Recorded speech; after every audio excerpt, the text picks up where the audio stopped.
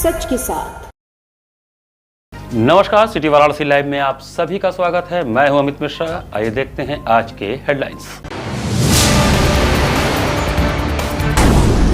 Marwari police ने बंद मकान का ताला तोड़कर चोरी करने की घटना का किया खुलासा। 2 गिरफ्तार, आभूषण, आधार कार्ड व बैंक पासबुक बरामद। बनारस में मांस मछली की दुकानों के विस्थापन के मुद्दे पर सड़क पर उतरा साझा संस्कृति मंच। मुहर्रम पर्व को सकुशल संपन्न कराने को लेकर बड़ी बाजार में पीस कमेटी की हुई बैठक। पुलिस अधिकारियों संग शामिल हुए मुस्लिम समुदाय के लोग। और वाराणसी में दाल मंडी चौड़ीकरण अभियान के तहत नए चिन्हित भवनों पर चला बुलडोजर, भारी पुलिस बल की रही तैनाती। और अब समाचार विस्तार से। दाल मंडी क्षेत्र में चल रहा ध्वस्तीकरण का कार्य तेजी से हो रहा है। गुरुवार को जिला प्रशासन एवं लोक निर्माण विभाग की टीम ने 12 भवनों के ध्वस्तीकरण का कार्यवाही पूर्ण किया। काशी विश्वनाथ धाम आने वाले श्रद्धालुओं के लिए सुगम और चौड़ा मार्ग विकसित करने की दिशा में दाल मंडी क्षेत्र में चल रहा ध्वस्तीकरण अभियान तेजी से आगे बढ़ रहा है। पूर्वांचल की सबसे बड़ी थोक मंडियों में शुमार दाल मंडी इन दिनों बुलडोजरों और मशीनों की आवाज से गूंज रही है। प्रशासन जहां इस परियोजना को शहर के विकास और यातायात सुधार के लिए महत्वपूर्ण बता रहा है, वहीं वर्षों से यहां कारोबार और निवास कर रहे लोगों के मन में भविष्य को लेकर चिंता भी बनी हुई है। गुरुवार को जिला प्रशासन और लोक निर्माण विभाग PWD की टीम ने 12 भवनों को ध्वस्त करने की तैयारी के साथ क्षेत्र में पहुंची। निर्धारित प्रक्रिया के तहत पहले मुनादी कराई गई, जिसके बाद ध्वस्तीकरण की कार्रवाई शुरू की गई। PWD के अभियंता KK सिंह ने बताया कि जिन 12 भवनों को हटाया जाना है, उनमें से 3 से 5 भवन स्वामी ने स्वयं ही अपने मकानों को तोड़ना शुरू कर दिया है। शेष भवनों पर प्रशासनिक टीम कार्रवाई करेगी। उन्होंने बताया कि इस परियोजना के तहत कुल 181 भवन चिन्हित किए गए थे। इनमें से अब तक 120 भवनों को हटाया जा चुका है। गुरुवार की कार्रवाई पूरी होने के बाद यह संख्या बढ़कर 132 हो जाएगी। प्रभावित भवन स्वामियों को मुआवजे के रूप में अब तक लगभग 56 करोड़ रुपए की राशि वितरित की जा चुकी है। धार्मिक स्थलों को लेकर भी प्रशासन और संबंधित समितियों के बीच लगातार संवाद जारी है। अधिकारियों के अनुसार परियोजना की जद में आने वाले 6 धार्मिक स्थलों के कुछ हिस्सों को हटाया जाना प्रस्तावित है। इस संबंध में सहमति बनाने और क्षतिपूर्ति की प्रक्रिया पर बातचीत चल रही है। ध्वस्तीकरण अभियान के दौरान सुरक्षा व्यवस्था को लेकर प्रशासन पूरी तरह सतर्क है। क्षेत्र में पुलिस, PSC, पैरामिलिट्री बल और विभिन्न थानों की फोर्स तैनात की गई है। साथ ही ड्रोन कैमरों से निगरानी की जा रही है। सोशल मीडिया पर भी विशेष नज़र रखी जा रही है ताकि किसी प्रकार की अफवाह या भ्रामक सूचना फैलाकर माहौल खराब करने की कोशिश न हो। प्रशासन का कहना है कि कानून व्यवस्था से खिलवाड़ करने वालों के खिलाफ सख्त कार्रवाई की जाएगी। PWD की कार्रवाई है, रजिस्ट्री और जो आगे की विधिक प्रक्रिया उसको पूरा करने के बाद ये कार्रवाई होगी, जिसमें से 5 भवन स्वयं भवन मालिकों के द्वारा तोड़ा जाना शुरू कर दिया है। 6-7 भवनों पर अब कार्रवाई प्रारंभ होगी और सुरक्षा के लिए पर्याप्त व्यवस्था की गई है। फोर्स डिप्लॉय की गई है, बैरिकेडिंग की गई है और ड्रोन से मॉनिटरिंग। संज्ञान में आया है कि 3-4 मकान स्वयं ही अपने 5 मकान स्वयं ध्वस्तीकरण कर लिए हैं, तो मोटा मोटी 7 या 8 मकानों पर आज कार्रवाई है। आज के ध्वस्तीकरण के बाद कुल कितने मकान ऐसे हैं जिनको PWD ने ध्वस्तीकरण की कार्रवाई की है? टोटल 181 भवन थे, जिसमें से अभी तक 120 भवनों पर कार्रवाई की जा चुकी थी और अभी आज 12 भवनों पर जिनकी रजिस्ट्री हो चुकी है। मुआवजे की बात करें तो कितना मुआवजा अभी तक बांटा? अभी तक टोटल 56 करोड़ बांट चुके हैं। कितना सर, कितना? 56 करोड़। आगामी मुहर्रम पर्व को सकुशल संपन्न कराने के लिए बड़ी बाजार स्थित एक होटल में पीस कमेटी की बैठक हुई। गुरुवार को जैतपुरा थाना अंतर्गत बड़ी बाजार स्थित एक होटल में आगामी दिनों मुहर्रम पर्व को सकुशल संपन्न कराने के लिए पीस कमेटी की बैठक आहूत की गई, जिसमें एडिशनल ASP वैभव बांगर ने बताया कि किसी प्रकार की नई परंपरा नहीं होगी। जो भी आप सबकी समस्या है संबंधित विभाग खत्म करवा देंगे। इस दौरान प्रमुख रूप से Vaibhav Bangar, additional ACP Chetganj, ACP Shubham Kumar Singh, ACP Kotwali Vijay Pratap Singh, थाना प्रभारी आदमपुरा विमल कुमार मिश्रा, जैतपुरा थाना प्रभारी उपेंद्र प्रताप सिंह, कोतवाली थाना प्रभारी दयाशंकर सिंह सहित मुस्लिम समुदाय के दर्जनों लोग उपस्थित रहे। किसी प्रकार की भी नई परंपरा शुरू नहीं होगी। जो चलते आ रहा है, जिसका मेंशन त्यौहार रजिस्टर में है, उन्हीं परंपराओं को परमिशन दिया जाएगा। किसी प्रकार की न्यू परंपरा नहीं रहेगी। इसके अतिरिक्त मुहर्रम के त्यौहार पे ताज़िया जो रहता है पारंपरिक तौर पे, जो उसकी हाइट रही है वही रहनी चाहिए। उसकी हाइट के साथ ज़्यादा छेड़छाड़ मत करिए, मतलब उसको लंबा मत करिए। रूट को देखते हुए जो हाइट रखी गई है उसी प्रकार से रखना ठीक रहेगा। इसके अलावा जैसे कि हमारे SO जैतपुरा बता रहे थे, जो सीक्वेंस है ताजियों को ले जाने का, जो सीक्वेंस है और जो रूट है, इससे आप सभी लोग वाकिफ़ होने चाहिए। सभी को सीक्वेंस पता है ताजियों का, किस प्रकार से निकलता है, किस समय निकलता है। लूठा ग्राम चौबेपुर में गुरुवार सुबह पड़ोसियों के बीच शुरू हुए मामूली विवाद में अचानक एक पक्ष द्वारा गोली चलाए जाने से सनसनी फैल गई। चौबेपुर थाना क्षेत्र के लूठा ग्राम में गुरुवार सुबह पड़ोसियों के बीच शुरू हुआ मामूली विवाद अचानक गोलियों की गूंज में बदल गया। सुबह करीब 7:30 बजे हुई कहासुनी इतनी बढ़ गई कि एक पक्ष ने फायरिंग कर दी, जिसमें एक व्यक्ति के बाजू में गोली लग गई। घटना के बाद पूरे गांव में सनसनी फैल गई। घायल को तत्काल अस्पताल पहुंचाया गया, जहां चिकित्सकों ने सफल उपचार के बाद गोली निकाल दी। डॉक्टरों के अनुसार घायल की हालत स्थिर है और वह खतरे से बाहर है। एहतियात के तौर पर उसे आगे की जाँच के लिए ट्रॉमा सेंटर रेफर किया गया है। घटना की सूचना मिलते ही पुलिस मौके पर पहुंची और तत्काल मुकदमा दर्ज कर लिया। मामले में 2 आरोपियों को नामजद किया गया है। उनकी गिरफ्तारी के लिए भी पुलिस की कई टीमें लगातार दबिश दे रही हैं। पुलिस अधिकारियों का कहना है कि आरोपियों को जल्द गिरफ्तार कर कानून के तहत कड़ी कार्रवाई की जाएगी। फिलहाल गांव में शांति व्यवस्था बनाए रखने के लिए पुलिस की निगरानी बढ़ा दी गई है। तो हम इधर रहे थे, उसका छोटा भाई आए थे, तो हमसे कहें कि लड़का ये हमारे दोनों लड़का रहा, ये मट्टी ढोत रहा लो, तो अपने में मस्ता हमारे दोनों लड़का मस्ती कैले हाँ, तो वो अपन इधर से गई ना हमारे दुआरे ओर से, तो अभी मैंने उनके कुछ केहू ना बोल सा, बस उधर गई ना हमारा लड़का मट्टी ढो लगना, उधर गई ना फिर अपने मन का गाड़ी दे लगना, गाड़ी दे के हमारा लंगड़ आदमी रहना, उनके आके चौकी पर से झोंक देना। तो वो कहना कि काहे कि तू गरमात हुआ, काहे बदे कि का भयल है, तो के कुछ बोलस ना ना हमने का कुछ बोलत है, काहे तू हमें झोंकत हुआ, बस इतने बकत हो कि लिया तो गोजी रे, बस गई ना दौड़ के सर जी गोजी लेके अपने घर से ना हमारे लड़कन के चलावे लगना। हाँ छोट बच्चा हम मरना हुआ लड़का फेंका पेट में हमारे बच्ची लेके बच्चा वहाँ एडमिट भर लिया, ओके हम दोनों भाई मरना वहाँ फेंका गए, एक जना मरना वहाँ फेंका गया, जल्दी हमके गोजी से मरना ये पड़े कुछ ही लगा। आज दिनांक 11 जून को सुबह करीब 7:30 बजे ग्राम लूठा कला थाना चौबेपुर अंतर्गत एक घटना घटित हुई, जिसमें पड़ोस के ही 2 पक्षों में एक कहासुनी को लेकर विवाद इतना बढ़ गया कि एक पक्ष ने दूसरे पर फायर कर दिया। इस फायरिंग में दूसरे पक्षीय व्यक्ति को बाजू में गोली लगी, जिससे वह घायल हो गए और उन्हें तत्काल ही CH नरपतपुर में दाखिल कराया गया, जहाँ डॉक्टरों ने उनका इलाज किया और बताया कि वह खतरे से बाहर है, उनकी स्थिति स्थिर है और बेहतर उपचार हेतु उन्हें ट्रॉमा सेंटर रेफर किया गया, जहाँ उनके एक्सरे आदि की प्रक्रिया जारी है। इसी क्रम में कार्रवाई करते हुए पीड़ित पक्ष से तहरीर प्राप्त की गई तथा सुसंगत धाराओं में मुकदमा पंजीकृत किया गया। अक्यूज और अभियुक्तों की गिरफ्तारी हेतु टीमें भी गठित की गई है तथा शीघ्र ही उनकी गिरफ्तारी सुनिश्चित कर ली जाएगी। मड़वाडी में बंद मकान का ताला तोड़कर नकदी एवं आभूषण चोरी करने की घटना का खुलासा करते हुए पुलिस ने 2 शातिर चोरों को गिरफ्तार किया। मड़वाडी पुलिस ने बंद मकान का ताला तोड़कर नकदी एवं आभूषण चोरी करने की घटना का खुलासा करते हुए 2 शातिर चोरों को गिरफ्तार किया है।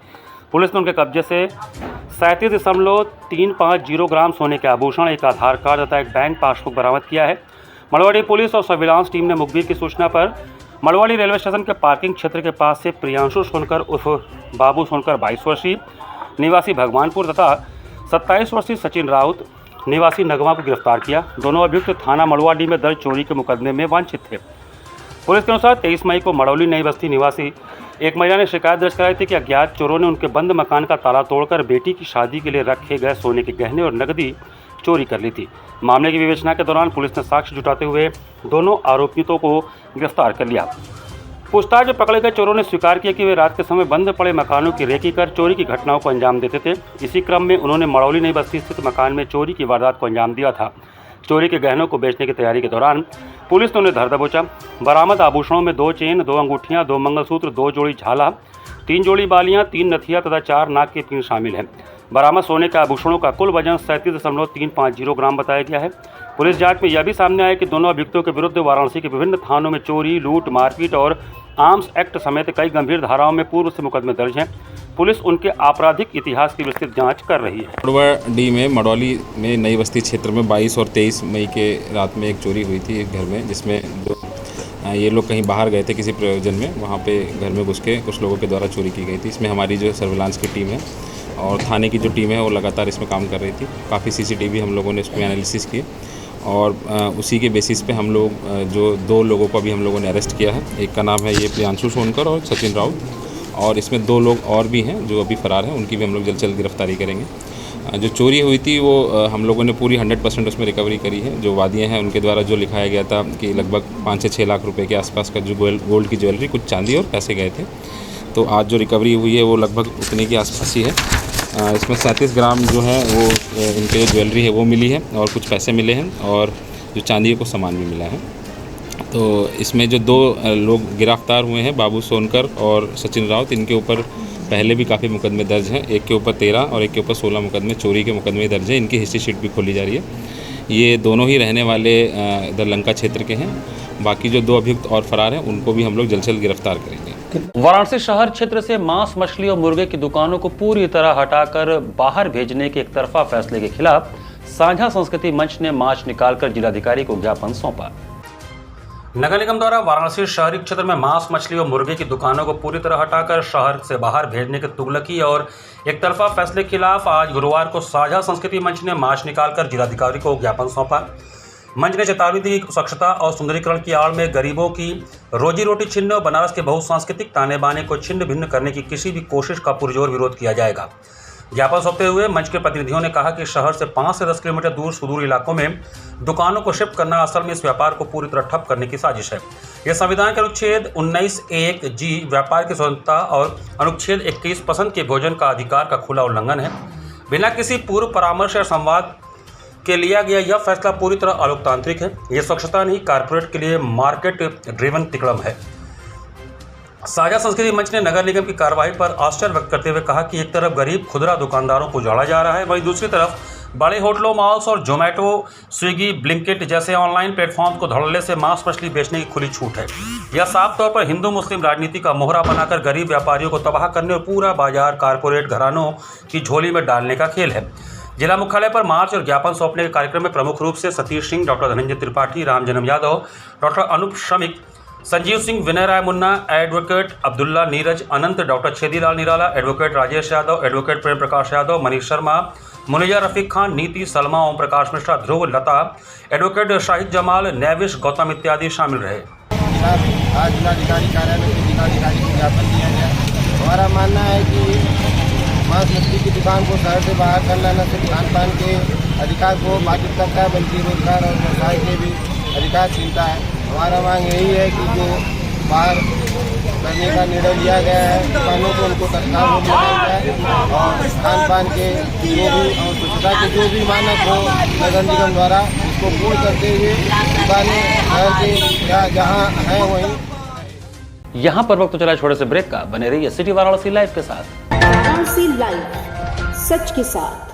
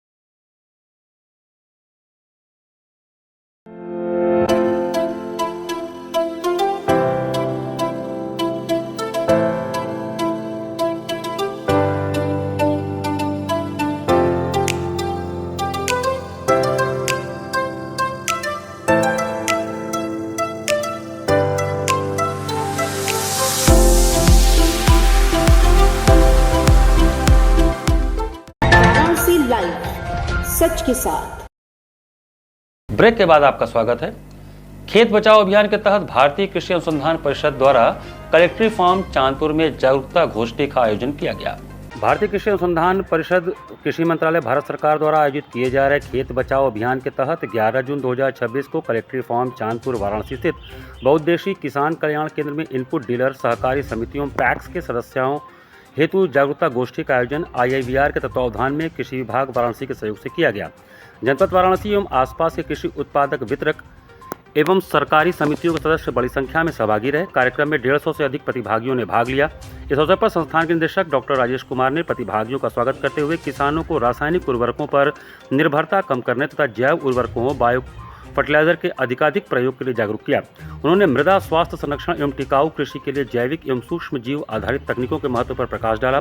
साथ ही कृषि मंत्रालय भारत सरकार से प्रतिनिधि के रूप में पधारे अखिलेश नंदन ने सरकार की नीतियों और किसानों के लिए किए जा रहे प्रयासों पर चर्चा किया। उन्होंने कहा कि रसायनों का खेतों में उपयोग कम करना वर्तमान में प्राथमिकता है और इसे इनपुट डीलर के सहयोग से ही पूर्ण किया जा सकता है। डॉक्टर नीरज सिंह, प्रधान वैज्ञानिक, ने खेत बचाओ अभियान का संक्षिप्त परिचय देते हुए अभियान के उद्देश्यों एवं किसानों तक इसकी पहुंच बढ़ाने में इनपुट डीलरों एवं सहकारी संस्थाओं की भूमिका पर चर्चा किया। IIVR के प्रधान वैज्ञानिक डॉक्टर DP सिंह ने सूक्ष्म जीवों से निर्मित कंसोर्टिया एवं जैव उर्वरकों को बनाने की पद्धति, उनके उत्पादन, गुणवत्ता मानकों तथा लाइसेंस प्राप्त करने की प्रक्रिया के बारे में विस्तृत जानकारी दी। डॉक्टर सुदर्शन मौर्य, प्रधान वैज्ञानिक, ने बीज अधिनियम एवं कीटनाशक कानून से संबंधित महत्वपूर्ण प्रावधानों की जानकारी प्रदान की तथा गुणवत्ता युक्त कृषि आदानों के उपयोग पर बल दिया। डॉक्टर मोहम्मद शाहिद, वरिष्ठ वैज्ञानिक, ने मृदा नमूना संग्रहण की वैज्ञानिक विधियों तथा संतुलित पोषक तत्व प्रबंधन के महत्व पर विस्तृत व्याख्यान दिया। कार्यक्रम में उप कृषि निदेशक अमित जायसवाल ने उत्तर प्रदेश सरकार द्वारा संचालित विभिन्न कृषि कल्याणकारी योजनाओं की जानकारी देते हुए प्रतिभागियों को उनका लाभ किसानों तक पहुंचाने का आह्वान किया। चयनित किसानों को इस अवसर पर दलहन, संजय एवं अन्य फसलों के बीज भी प्रदान किए गए। कार्यक्रम के दौरान कृषि में जैव उर्वरकों, संतुलित पोषण प्रबंधन तथा गुणवत्तायुक्त कृषि आदानों के उपयोग को बढ़ावा देने पर विशेष जोर दिया गया। प्रतिभागियों ने विषय विशेषज्ञों के साथ संवाद कर अपनी जिज्ञासाओं का समाधान प्राप्त किया। धन्यवाद ज्ञापन डॉक्टर नीरज सिंह ने दिया। पवित्र पुरुषोत्तम मास की परमा एकादशी के अवसर पर गुरुवार को श्रद्धालुओं ने मां गंगा में पुण्य की डुबकी लगाई। धर्मनगरी काशी में पुरुषोत्तम मास की परमा एकादशी के अवसर पर गुरुवार को आस्था और श्रद्धा का अद्भुत नजारा देखने को मिला। भोर होते ही हजारों श्रद्धालु गंगा तट पर पहुंच गए और पवित्र गंगा में स्नान कर पुण्य अर्जित किया। गंगा घाटों पर हर हर महादेव और हर हर गंगे के जय घोष से पूरा वातावरण भक्तिमय हो उठा। श्रद्धालुओं ने दशाश्वमेध घाट, 80 घाट, केदार घाट, पंचगंगा घाट, राजघाट, काय घाट, शीतला घाट, मीर घाट, अहिल्याबाई घाट और सामने घाट सहित विभिन्न घाटों पर स्नान ध्यान कर दान पुण्य किया। गंगा स्नान के बाद श्रद्धालुओं ने दशाश्वमेध स्थित देवगुरु विश्वपति मंदिर में दर्शन पूजन किया तथा श्री काशी विश्वनाथ मंदिर पहुंचकर बाबा विश्वनाथ के चरणों में शीश नवाया।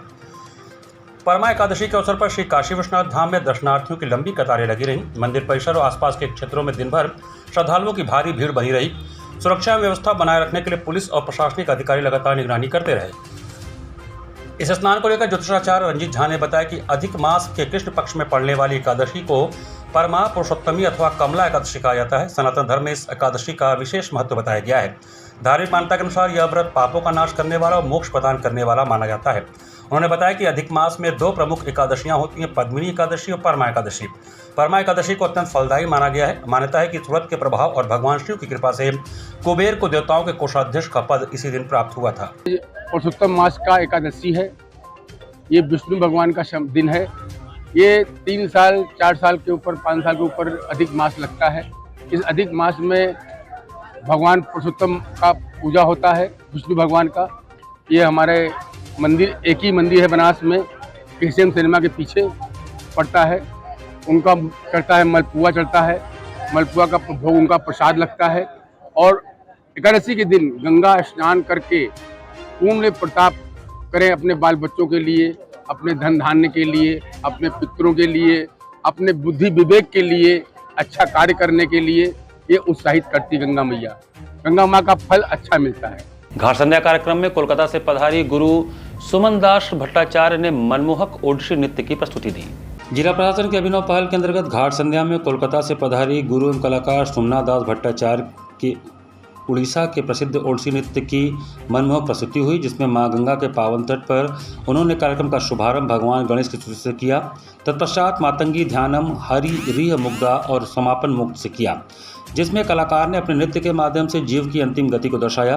कलाकार ने अपने नृत्य एवं पद लय ताल से दर्शकों को आह्लादित कर दिया। कलाकार को प्रमाण पत्र एवं आशीर्वचन सीमा केसरी द्वारा प्रदान किया गया। इस कार्यक्रम का संयोजन सचिव एवं संस्थापक डॉक्टर रत्नेश वर्मा ने किया।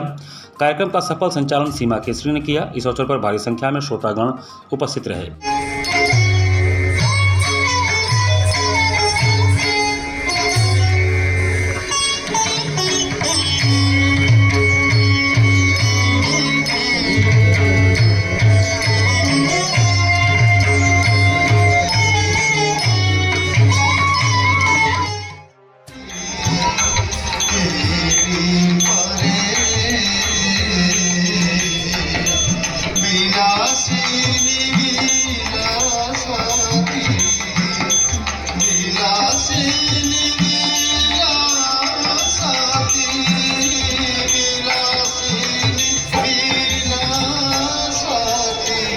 इंदिरा गांधी राष्ट्रीय कला केंद्र वाराणसी द्वारा पंडित दीनदयाल उपाध्याय के जीवन, राष्ट्रवादी चिंतन तथा समर्पित व्यक्तित्व पर पुस्तक समर्पण दीनदयाल उपाध्याय पर परिचर्चा एवं संवाद कार्यक्रम का आयोजन किया गया।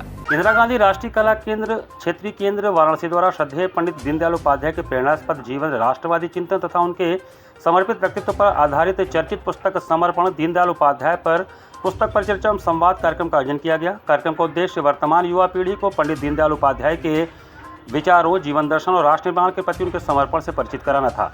कार्यक्रम में मुख्य वक्ता के रूप में पुस्तक के लेखक चंदन कुमार नई दिल्ली उपस्थित रहे। उन्होंने पुस्तक की रचना प्रक्रिया, पंडित दीनदयाल उपाध्याय के जीवन के विभिन्न आयामों तथा उनके वैचारिक योगदान पर विस्तार से प्रकाश डाला। उन्होंने कहा कि पुस्तक का शीर्षक समर्पण अपने नाम के अनुरूप आत्मसमर्पण या पराजय का नहीं, बल्कि राष्ट्र, समाज और उच्च आदर्शों के प्रति स्वयं को समर्पित करने की भावना का प्रतीक है। पंडित दीनदयाल उपाध्याय का संपूर्ण जीवन इसी समर्पण का उदाहरण रहा है। कार्यक्रम में राष्ट्रीय स्वयंसेवक संघ के प्रचारक एवं प्रज्ञा प्रवाह की केंद्रीय कार्यकारिणी के सदस्य रामाशीष सिंह सारस्वत अतिथि के रूप में उपस्थित रहे। उन्होंने अपने संबोधन में कहा कि प्रज्ञा प्रवाह देश के प्रबुद्धजनों, शिक्षाविदों, चिंतकों और बौद्धिक वर्ग को जोड़ने वाला एक महत्वपूर्ण मंच है, जो भारतीय ज्ञान परंपरा और राष्ट्र चिंतन को आगे बढ़ाने का कार्य कर रहा है। उन्होंने कहा कि पंडित दीनदयाल उपाध्याय का एकात्म मानव दर्शन आज भी भारतीय समाज और राष्ट्र के लिए अत्यंत प्रासंगिक है तथा युवा पीढ़ी को उनके विचारों का गंभीर अध्ययन करना चाहिए। कार्यक्रम में सुप्रसिद्ध वैदिक विद्वान एवं भारतीय ज्ञान परंपरा के मर्मज्ञ विद्याधर प्रसाद मिश्र ने भी अपने विचार व्यक्त किए। उन्होंने भारतीय संस्कृति, परंपरा और दीनदयाल उपाध्याय के चिंतन के बीच संबंधों को रेखांकित करते हुए कहा कि भारतीयता की जड़ों से जुड़कर ही समग्र विकास का मार्ग प्रशस्त किया जा सकता है। इस अवसर पर उपस्थित युवाओं, साहित्य प्रेमियों, शिक्षाविदों एवं बुद्धिजीवियों ने पुस्तक और उससे जुड़े विभिन्न विषयों पर अपने विचार रखे तथा वक्ताओं से संवाद किया। कार्यक्रम में दीनदयाल उपाध्याय के जीवन दर्शन, राष्ट्रवाद, सांस्कृतिक चेतना और भारतीय ज्ञान परंपरा के विविध आयामों पर सारगर्भित चर्चा हुई।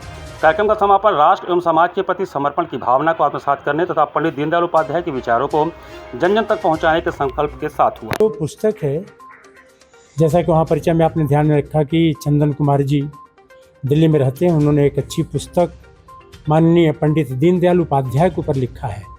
पुस्तक के नाम से पता चलता है कि यह पुस्तक भारत के अंदर भारतीय ज्ञान परंपरा और भारत की संस्कृति और दर्शन के अनुसार नाम रखा समर्पण। तो ये समर्पण अपने आप में पूर्ण समर्पण या सरेंडर नहीं है। कभी कभी समर्पण को लोग अंग्रेजी में सरेंडर कहने लगते हैं।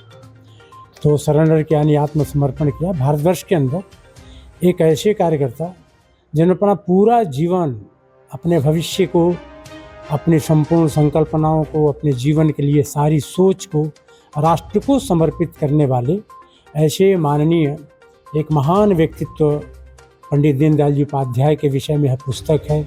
राष्ट्र के विषय में, समाज के विषय में, अर्थ के विषय में, विश्व के विषय में, दुनिया के अंदर एक वातावरण है वो तो स्पष्ट धारणाएं नहीं हैं। भारत के सबसे बड़े विज्ञान आंदोलन विज्ञान भारती का 7वां राष्ट्रीय अधिवेशन काशी हिंदू विश्वविद्यालय में 13 एवं 14 जून को आयोजित किया जाएगा। भारत के सबसे बड़े विज्ञान आंदोलन विज्ञान भारती का 7वां राष्ट्रीय अधिवेशन 13 एवं 14 जून 2026 को काशी हिंदू विश्वविद्यालय वाराणसी में आयोजित किया जाएगा। 2 दिवसीय इस राष्ट्रीय आयोजन में भारत तथा विदेशों से लगभग 1200 प्रतिनिधि सहभागिता करेंगे। इनमें वैज्ञानिक, शोधकर्ता, शिक्षाविद, नीति निर्माता, उद्योग जगत के प्रतिनिधि तथा विभिन्न क्षेत्रों के विशेषज्ञ शामिल होंगे। इस संदर्भ में प्रेस वार्ता कर आयोजकों ने बताया कि अधिवेशन का उद्देश्य समसामयिक वैज्ञानिक एवं सामाजिक चुनौतियों पर सार्थक विमर्श करते हुए वैज्ञानिक रूप से सशक्त, आत्मनिर्भर एवं विकसित भारत निर्माण के लिए ठोस कार्य योजना तैयार करना है। इस वर्ष अधिवेशन में वन हेल्थ, विकसित भारत हेतु नेट जीरो तथा कृत्रिम बुद्धिमत्ता एवं नैतिकता जैसे राष्ट्रीय महत्व के विषयों पर विशेष चर्चा की जाएगी। 13 जून को प्रातः 10 बजे आयोजित उद्घाटन सत्र में उत्तर प्रदेश के मुख्यमंत्री योगी आदित्यनाथ मुख्य अतिथि के रूप में उपस्थित रहेंगे। उनका संबोधन विज्ञान, प्रौद्योगिकी, नवाचार और राष्ट्र निर्माण से जुड़े विमर्श को नई दिशा प्रदान करेगा। उद्घाटन सत्र में भारत सरकार के आयुष मंत्रालय के सचिव वैद्य राजेश कोटेचा विशिष्ट अतिथि के रूप में उपस्थित रहेंगे। विज्ञान भारती के राष्ट्रीय अध्यक्ष एवं इंडियन नेशनल साइंस अकेडमी के अध्यक्ष डॉक्टर शेखर सी मांडे भी कार्यक्रम में सहभागिता करेंगे। अधिवेशन में देश के प्रतिष्ठित वैज्ञानिकों, शिक्षाविदों और नीति विशेषज्ञों द्वारा विभिन्न विषयों पर अपने विचार प्रस्तुत किए जाएंगे। विज्ञान भारती का राष्ट्रीय अधिवेशन 7वां राष्ट्रीय अधिवेशन 13 और 14 जून को बनारस हिंदू यूनिवर्सिटी में संपन्न होने वाला है। विज्ञान भारती भारत की सबसे बड़ी विज्ञान और प्रौद्योगिकी तकनीकी जगत में स्वयंसेवी संस्था है और भारत से और भारत के बाहर से इसके कार्य से जुड़े हुए लगभग 1200 वैज्ञानिक और रिसर्चर्स इसमें आने वाले, भाग लेने वाले हैं और 3 विषयों पर प्रमुख रूप से इस पर चर्चा होगी। एक है वन हेल्थ, जो आज के समय पर भारत को और पूरे विश्व में बहुत ही एक अहम मुद्दा है। रामनगर में नगर निगम की सरकारी जमीन पर रातों रात खड़ी की गई बाउंड्री को राजस्व विभाग की टीम ने भारी पुलिस बल की मौजूदगी में ध्वस्त किया। रामनगर में नगर निगम की सरकारी जमीन पर रातों रात खड़ी की गई बाउंड्री को नगर निगम जोनल अधिकारी शिखा रानी मौर्य के नेतृत्व में राजस्व विभाग की टीम और भारी पुलिस बल की मौजूदगी में ध्वस्त कराया गया। बता दें कि बुधवार को सरकारी जमीन पर बाउंड्री होने की सूचना पर जब नगर निगम लेखपाल अमित मौर्य और राजस्व विभाग लेखपाल राजवीर सिंह मौके पर पहुंचे तो उस समय बाउंड्री करने वाले दबंग भूमाफियाओं ने गाली गलौज और हाथापाई तक कर दिया था। उसके बाद उन लोगों ने आकर अपने अधिकारियों को और प्रशासन के उच्च अधिकारियों को सूचना दिया। इसके पश्चात टीम गठित कर गुरुवार को दिन में लगभग 12 बजे नगर निगम सचल दस्ता राजस्व विभाग की टीम और स्थानीय पुलिस प्रशासन की मौजूदगी में सरकारी जमीन पर अवैध रूप से किए गए बाउंड्री वालों को ध्वस्त कर दिया गया। इसी के साथ सिटी वाराणसी लाइव के इस संस्करण को हम ही समाप्त करते हैं। मुझे दीजिए आज्ञा। नमस्कार।